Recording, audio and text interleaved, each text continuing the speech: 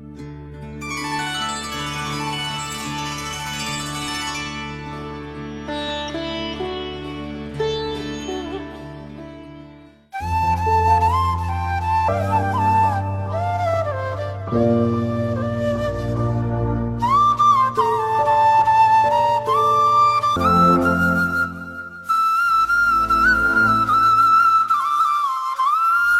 क्लीं वंदे महापुरुष दयानिधि परमहंस ते चरणारविंदम। श्रद्धेय दर्शक वृंद, आज आलोच्य विषय है दृष्टि जेबे थिबो नाक दंडिकी आउ सबु पाठ मल कांडिकी।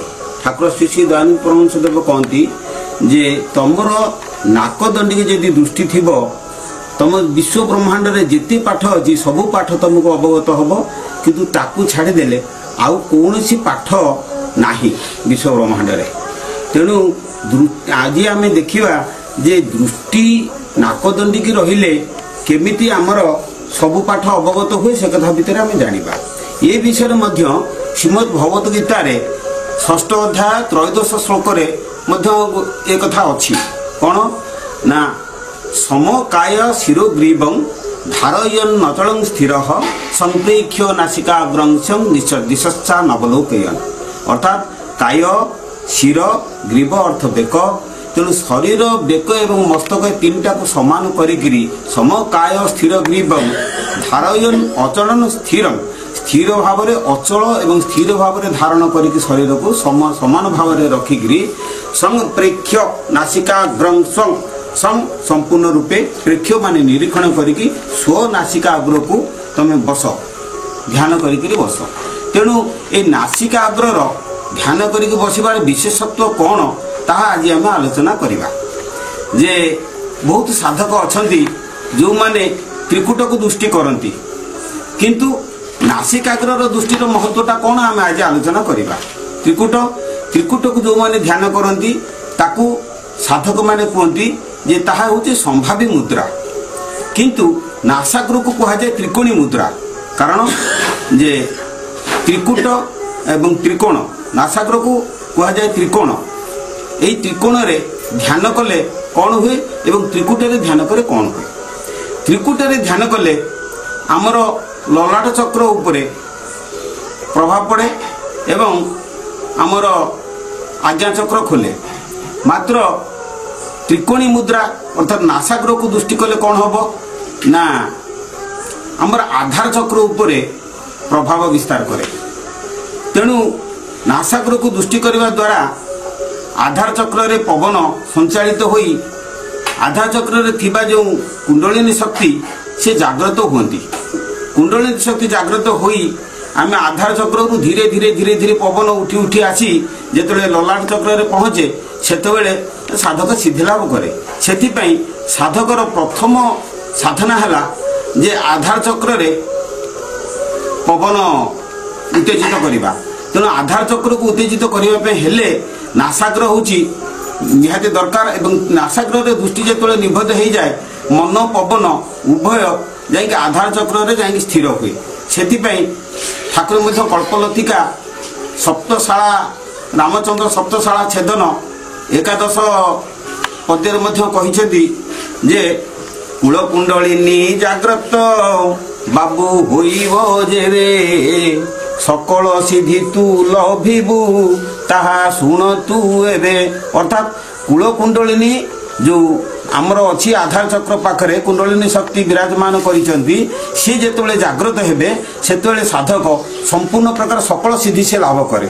तेणु साधक प्रथमे जेकोसी गोटे आसन रे बसी सी नासाग्र को दृष्टि रखी शरीर को स्थिर करी जेतबेले गुरु नाम स्मरण करे सेतबेले तार आधार चक्र उपरे प्रभाव विस्तार हुए। से आधार चक्र रे माँ कुंडलिनी कौन करचंती ना बाण लिंग को 3.5 घेरा बेष्टन करिकी निजर लांज को निज मुखरे से बक्षण करी से जगह सुप्त अवस्था रही। साधक जो वायु साधना करी पवन साधना करी नासाग्र रे दृष्टि करिकी संपूर्ण रूपे जो मनोनिवेश कर दिए स्थिर अवस्था को पड़े जाए सेतबेले कौन हुए ना धीरे धीरे धीरे धीरे पवन से जगह ऊपर को उठे। उठी सारा पर से चक्र भेद करके ऊपर को आसे। आउ ज्ञान भक्ति प्रेम ये सब गुड़िक से जगह आसे परस्पर भितर मन भितर गोटे स्नेह ममता जागृत हुए काया शरीर शोधन हुए आमर चित्त शुद्धि हुए एवं भक्ति मध्य जागृत हुए से नासाग्र दृष्टि होउची सर्वादौ कर्तव्य। यही नासाग्र दृष्टि आमर करने श्री श्री ठाकुर दयानिधि परमहंस देव ये प्रथम उपदेश दियंती जे तमे प्रथमे नासाग्र को दृष्टि कर। यही परिप्रेक्षी दिने मु आम ठाकुर श्री श्री दयानिधि परमहंस को पचारि जे ठाकुरे जे बहुत साधक तो से माने त्रिकुट को दृष्टि करुचंती आमे कहीं नासाग्र को दृष्टि करवा सी कहले ना ना प्रथमे आमे जेतले त्राटक जोगरे नासाग्र को आमे दृष्टि करवा जिते दृष्टि निबद्ध हो साधक जो अंतर्मुखी हो तार मनटा से धीरे धीरे से दृष्टि नौटिब एवं जिते पवन उठी उठी जो आज्ञा चक्र पाखे पहुँची जीव साधकर दृष्टि बड़े बड़े जा त्रिकुटा निबद्ध हो आमे चाहिए दृष्टि करें से दृष्टि तार बड़े बड़े निबद्ध होते से उपदेश दियंती प्रथम प्रत्येक लोक से प्रथम गोटे आसन दियंती पद्मासन रे बस एवं तमे शरीर को सीधा करिकी मेरु मस्तक को तमे सीधा करिकी मेरुदंड को सीधा करिकी छाती कुठेली आग भर पृष्ठ मजा को सीधा कर ओष्ठ को कंठ आड़े निय मस्तक सीधा भावे थुओ ए भावे शरीर रक्षिण आज्ञा चक्र को कर ध्यान।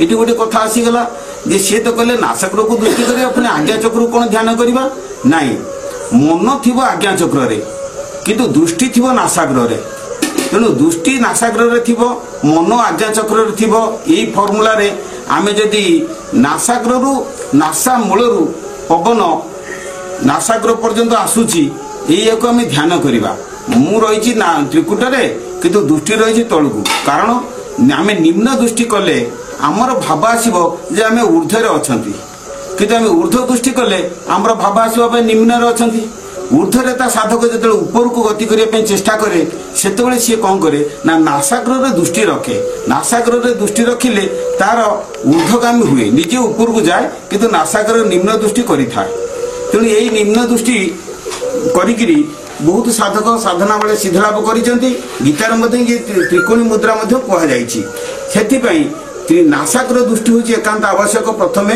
कहीं आमे जो ऊपर को उठा धीरे धीरे आमे चक्रभेद करवा से प्रथमे आधार चक्र ऊपर को उठी उठी आसवा कुंडलिनी शक्ति धीरे धीरे जागृत हम शरीर शरीर निरोग हम आउ कौन हम ना दंत को दंत लगे एवं आमर उठ को उठ लगे दंत को दंत लगे दंत मूल जिह्वा रही नासाग्र दृष्टि रखिकी गुरु नाम खाली स्मरण कर धीरे धीरे स्मरण कले कौन हम ना तुम अनाहत नाद सृष्टि हम साधकर मन जेते अंतर्मुखी हम से अनाहत नादटा तार से प्रकट हो उठिब ये जिनसर सरल सूत्र आम परवर्ती अध्याय जो वायु साधना रे आमे से गुडा सब बुझीबा ता टेक्निक बुझीबा जे को कौशल रे पवन आमे धीरे टाणीबा एवं छाड़ीबा एवं को सूत्र रे आमे ऊपर को जाई परिबा एवं मुख्य मार्ग मध्ये आमे दर्शन सेतरे करि परिबा किंतु एबे वर्तमान प्रथम रे जो नासाग्र दृष्टि कहा जाउची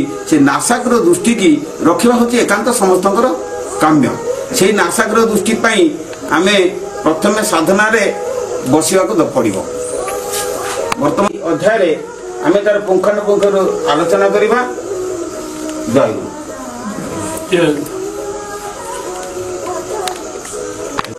गुरु। आज जी आलोचना करागला यार परवर्ती कथा गुड़िक सब धीरे धीरे आमे यूट्यूब माध्यम रे जानिबा आज एतिकी जय गुरु।